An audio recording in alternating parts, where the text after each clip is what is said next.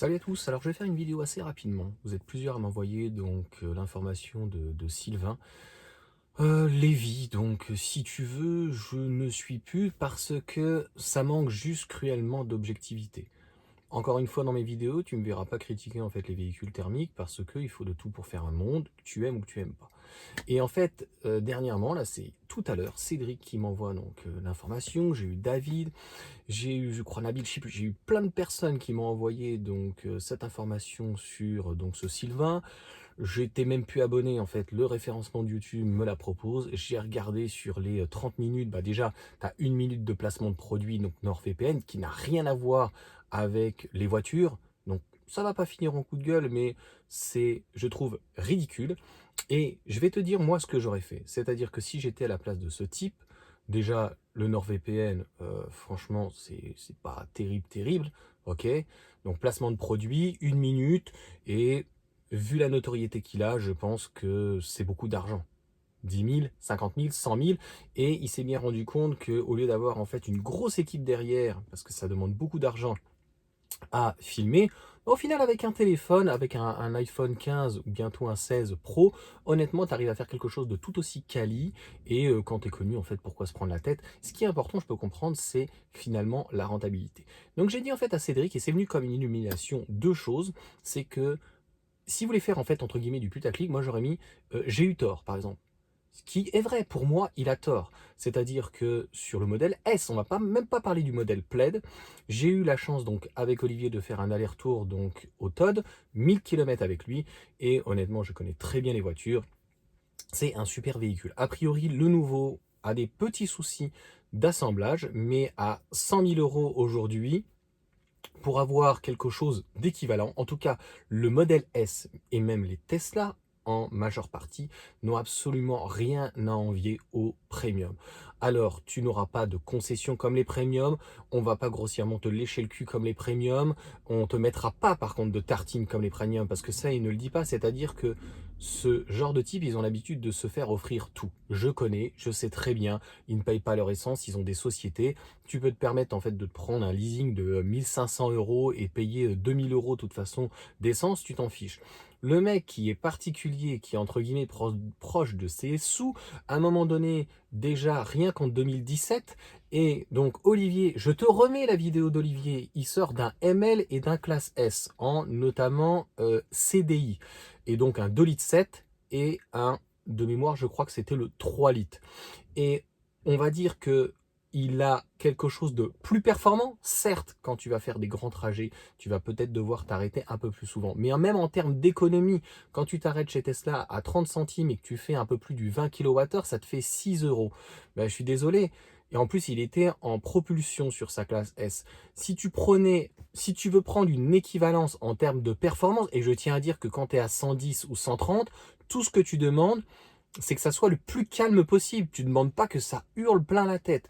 Donc même si tu prenais un diesel, et même au minimum un V6, tu vas pas avoir les mêmes performances. Il va falloir que tu tapes dans du V8, et donc tu vas être au moins à 10 litres, x 2, ça te fait du 20 euros au 100 km. Donc à quel moment, à quel endroit tu vas réussir à ce que ça soit mieux? Franchement, j'ai trouvé le modèle S déjà de 2017 extrêmement abouti, très peu silencieux, très agréable, les sièges sont très bien, le véhicule a un écran de fou, un écran de geek, entre guillemets, par rapport au Ryzen que j'ai sur modèle Y, ça rame entre guillemets. Franchement, c'est pas non plus, il n'y a pas du ping, c'est pas un truc de fou. Franchement, ça marche déjà très bien, 4 secondes 6 de mémoire, une très bonne autonomie, une grosse batterie, on a un véhicule qui est quand même joueur et ça n'a rien à envier. Alors attention, il faut le comparer à ce qui est comparable, on va pas en fait la comparer à une Audi R6 ou quoi que ce soit. À un moment donné, il faut comparer un peu vers les perfs et aussi un peu aussi sur le prix. On va pas la comparer et encore une Taycan, on est pratiquement dans les prix, hein, le Taycan, hein, très concrètement. Mais en thermique, surtout avec le malus actuellement, ça va être très très compliqué. Donc vidéo très rapide, vidéo, j'ai pas du tout envie d'être putaclic ou ce type. Enfin, encore une fois, il sent le vent tourner. parce que c'est un fait, mais il se peut pas s'empêcher. Ah, c'est pas terrible, ah, c'est pas bien, ah, ça fait pas de bruit, c'est pas. En fait, j'arrive même pas à comprendre ce qu'il reproche. Il n'y a rien de cartésien. Il devient condescendant. En fait, comme les mecs de Turbo, comme certains journalistes, ils sont condescendants et je vois même pas en fait où il est le problème. Moi, ce que je sais, c'est qu'un particulier aujourd'hui qui fait entre 20 et 50 000 km par an, bizarrement, quand il s'achète une grosse berline typée modèle S ou en tout cas classe S, alors avant déjà ils étaient en essence, ça fait très longtemps qu'ils sont passés en diesel, donc un V6 diesel, je vois pas ce que ça t'apporte. Tous les ML, tous les gros 4x4, tous les Q7 sont en V6, V8, V10, en V12, ou le V10, donc Touareg qu'il y avait ou quoi que ce soit, et concrètement, en termes d'agrément de conduite, je vois pas ce qui est hyper agréable d'être dans un TDI. Je sais pas. Il faut me dire.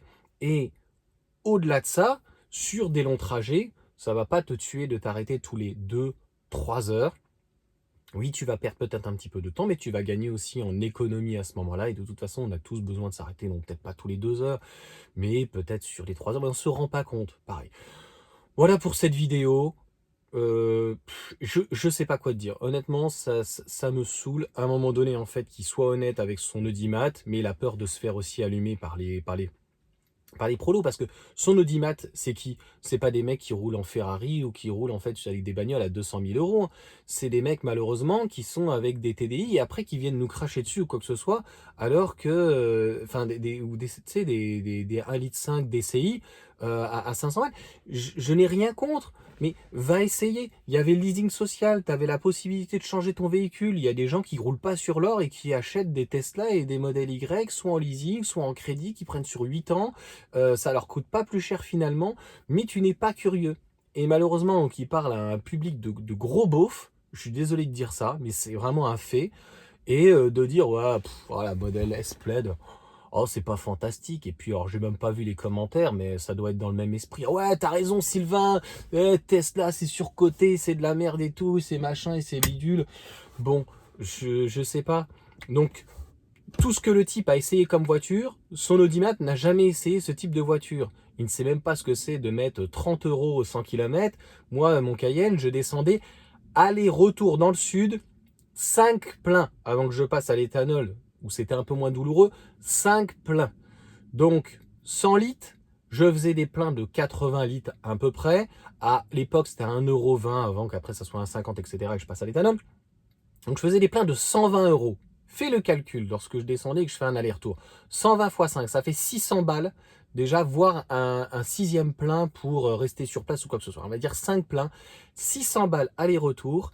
Et plus les péages, c'était à l'époque un peu moins cher, c'était 140 euros. Donc on va dire 750 balles entre les péages et l'aller-retour en essence. C'est indécent. C'est pas parce que tu as les moyens de rouler dans ce type de voiture et de cracher. Et à un moment donné, ça va pleurnicher, mais la voiture aujourd'hui électrique est écologique. On est dans un véhicule en fait qui n'émet rien et qui va durer dans le temps, un modèle Y.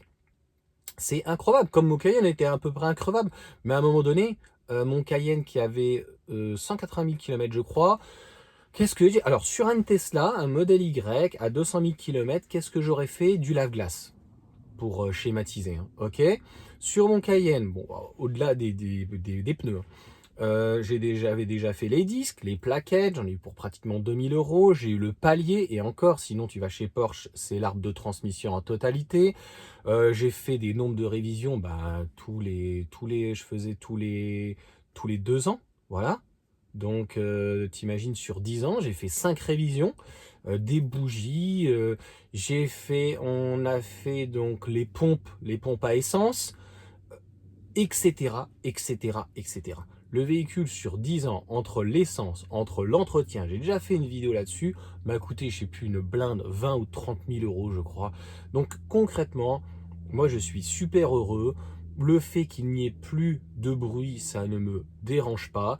Et je considère que, entre guillemets, ils appellent ça en délit, mais pour le plaisir, si tu as à côté un véhicule plaisir, bah tu as tout à fait le droit.